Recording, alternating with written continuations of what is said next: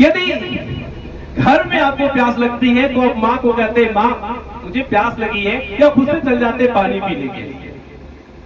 मैं यहाँ पर देख रहा हूँ आप सभी जो भी पीछे विद्यार्थी लोग बैठे हुए हैं, उनके पीठ पर सूर्य का प्रकाश बहुत तेज पड़ रहा है, लेकिन फिर भी वो यहाँ बैठे हुए हैं, लेकिन किसी की हिम्मत नहीं हो पा रही है कि वो आगे आकर बैठ जाए। मैं ये भी देख रहा हूँ कि रोटियां तो है, भूख भी लगी हुई है, कोई खा नहीं रहे हैं, कुर्सियां तो है, लेकिन फिर भी आप लोग खड़े होकर मेरी बातों को और भी उपस्थित सदस्यगणों की बातों को आप सुन रहे हैं। मैं चाहता हूं कि जो भी खड़े विद्यार्थीगण हैं वो अपना आसीन ग्रहण कर ले, अपना आसन ग्रहण कर ले और बैठ जाए। आप लोग भी जो पीछे खड़े हैं आ जाए, और इस प्रकार से आप लोग बैठे कि किसी को भी बैठने में कष्ट ना हो और सूर्य की तीव्रता वाली प्रकाश और उसकी उष्णता आपको प्राप्त ज्यादा से ज्यादा ना हो। अब डॉक्टर एपीजे अब्दुल कलाम की वो थॉट की मैं बात करता हूं। कलाम जी ने कहा था कि सूर्य की तरह बनना है तो आपको सूर्य की तरह जलना होगा, सूर्य की तरह चमकना है तो सूर्य की तरह आपको तपना होगा।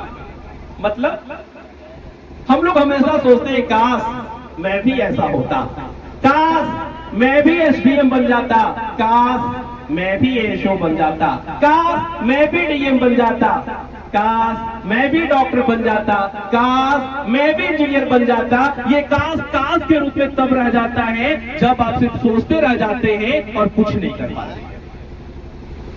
ये बहुत जरूरी है कि प्राइज के साथ साथ आप लोगों के लिए काउंसलिंग की भी व्यवस्था होनी चाहिए, जिसमें आप अपने कैरियर से जुड़े हुए विभिन्न प्रकार के सवालों को पूछ सके। एक बार मुझे मदनपुर में श्रीकांत सर के द्वारा बुलाया गया था, मैं वहां गया भी था, और 2 घंटों तक 12th के बच्चों ने मुझसे कैरियर से जुड़े हुए विभिन्न प्रकार के सवाल पूछे। और मैं चाहता हूं कि प्यासे को एक दिन पानी पीने के बजाय यदि उसे पानी का रास्ता बता दिया जाए और यदि उसे चापाकल दे दिया जाए तो ये ज्यादा बेहतर होगा। और ऐसे बच्चे किसी दूसरे के प्रति फिर आश्रित नहीं हो पाएंगे। और हमेशा याद रखें, सच्ची सफलता गवर्नमेंट जॉब नहीं होती, लेकिन हाँ सच्ची सफलता का मतलब होता है कि यदि हम गरीब परिवार में जन्म लिए हैं तो गरीबी में मरना नहीं है। यदि हमारे माता पिता किसी के सामने हाथ पसारते हैं तो हमें ऐसा बनना है कि हमारे माता पिता को किसी के सामने भी हाथ पसारने की नौबत ना आए।